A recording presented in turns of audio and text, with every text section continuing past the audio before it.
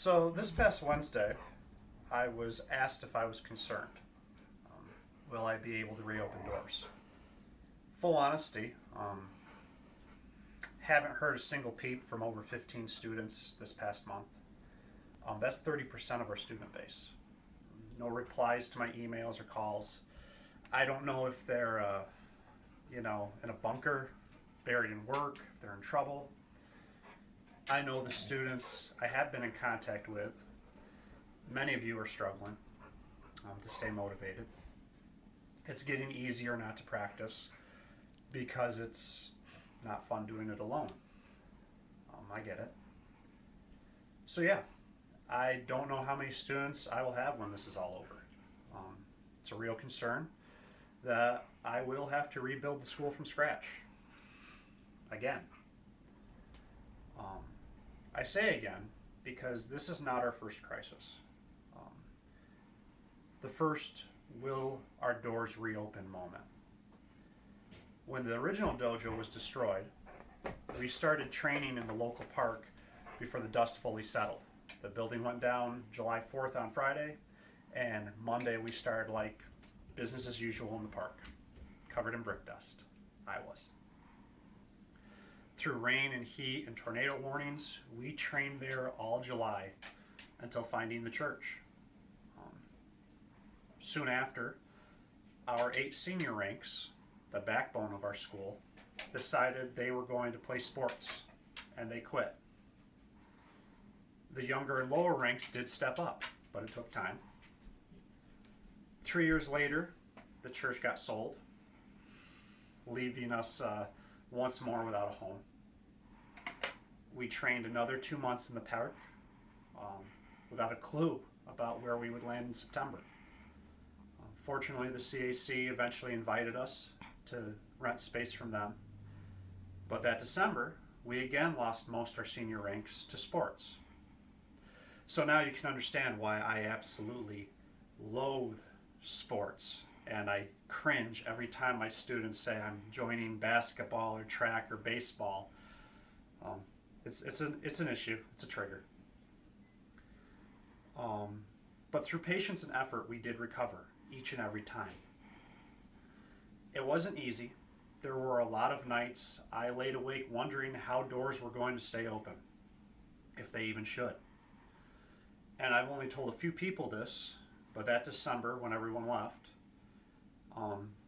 I finished that year's holiday party, and I left with serious doubts that I'd be coming back in January.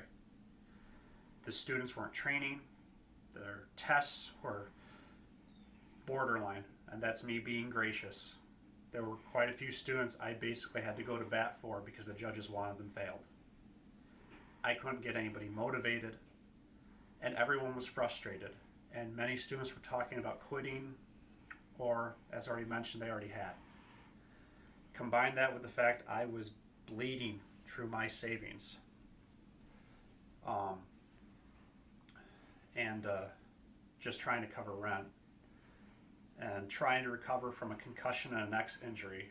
I was in a pretty negative place. And the thing to remember is there was no clear way to fix things, no plan, no magic speech. There was nothing. But I did come back. It took a lot of trial and error, but things did get better, a lot better. Students started listening to me, and they began slamming, I mean absolutely slamming, tests and tournaments. The older kids grew into leaders, our numbers swelled, and we even opened a second location. We got our first black belt, and she proved what we could achieve together when everything came together and did what was supposed to be done. But it wasn't a sprint, it wasn't a marathon, it was a slow, blind trudge through a snowstorm and waist-high snow. And we had to do it all with nothing more than a black belt mentality. So what do I mean by that? My training buddy, Gino, he teaches at the MMA gym I attend, often quotes his wrestling coach during the end of class. And his wrestling coach would always say, winners run after practice. That means after all day in school, the grueling 3 hours of wrestling and drills and strength work, when they're already exhausted, the ones who would become champions went outside and ran 5 miles on top of all of that.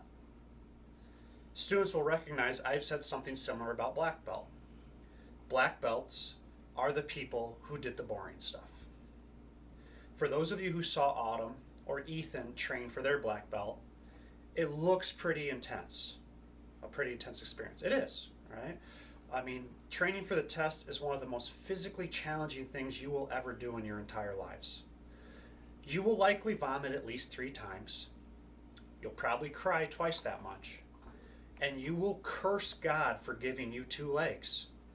But thank Him for not giving you 4, because that'd just be 2 more limbs that would hurt at the end of the day. But what you don't see, and what causes candidates to fail initially, is how mentally exhausting it is.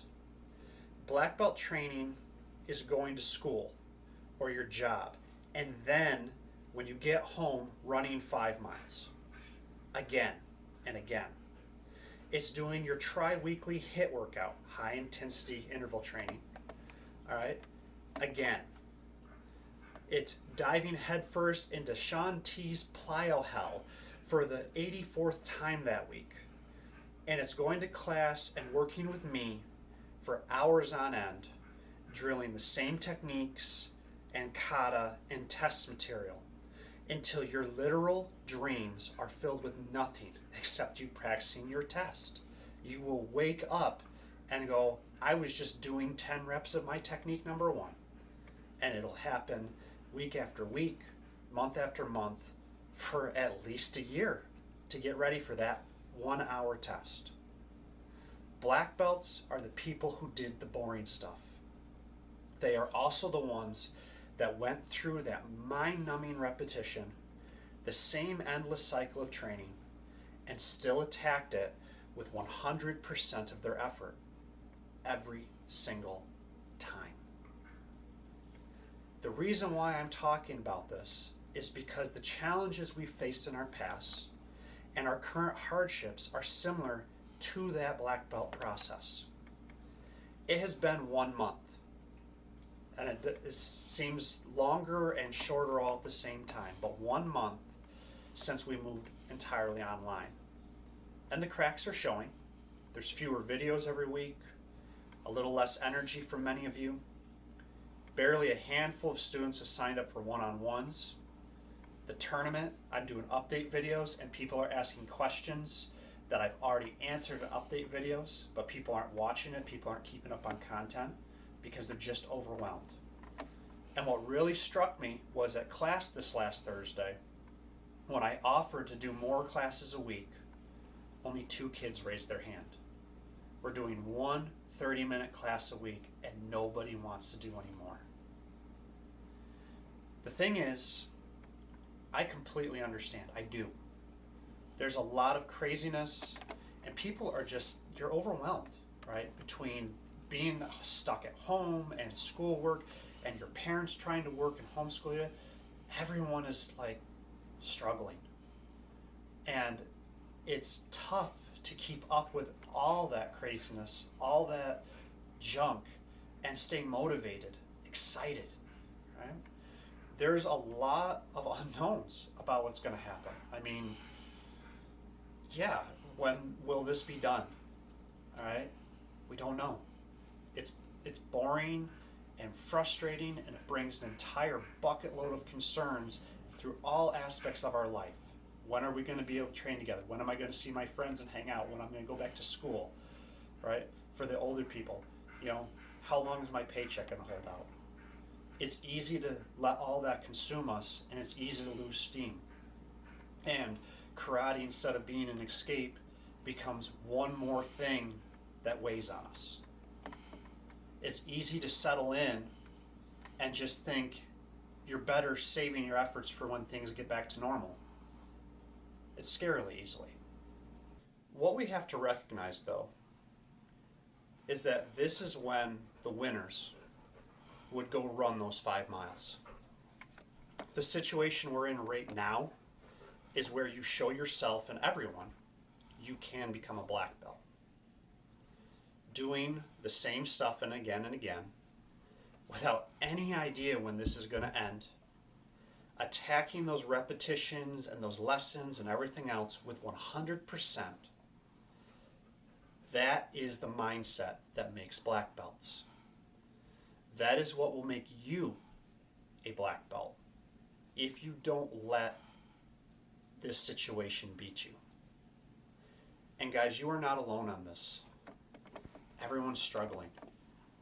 Your fellow students are here. Be there for each other. I am here for you. Being your sensei isn't just about giving you critiques. It's answering your questions and offering guidance when you're feeling lost or discouraged. And I get it. I am not the warm, fuzzy, cheer you up type. All right? I'm not going to pat you on the back and say, there. I'm going to kick you in the butt. All right? I fully own the fact that I have all the charisma of a rock. Trying to get you amped up, get you motivated, it's not something I'm good at. It's something that I've struggled to get you guys to do because it's easy for me to drone. But I am good at listening, and I always tell you the truth. If you have frustrations or aren't sure what you should be doing, if you feel like you're losing, talk to me. All right? Say, Sensei, can we jump on Zoom or FaceTime or Instatick snaps or whatever the heck social media platform you want? We can discuss it. We can find a solution. Right? You have to remind yourselves that in anything, be it karate or school or work, anything important is hard. And I truly believe that the more important something is, the harder it is to get there. You have to tell yourselves when you're discouraged or unmotivated that stopping today robs you of the victories and the joy you will have in the future. Because guys, we don't achieve anything by stopping. If I'd stopped, I'd never have met all of you. And those times we've smiled or laughed, all those victories you've achieved, the medals you've won, the ranks you've gained, all that pride, I feel as your teacher, it never would have happened. When I think about it that way, things don't seem that hard or as hard. It's easier to be motivated when I remember everything we've overcome by having a black belt mentality and everything else in the future that I want to achieve. I remember all of that, and I go out and I put in my 5 miles.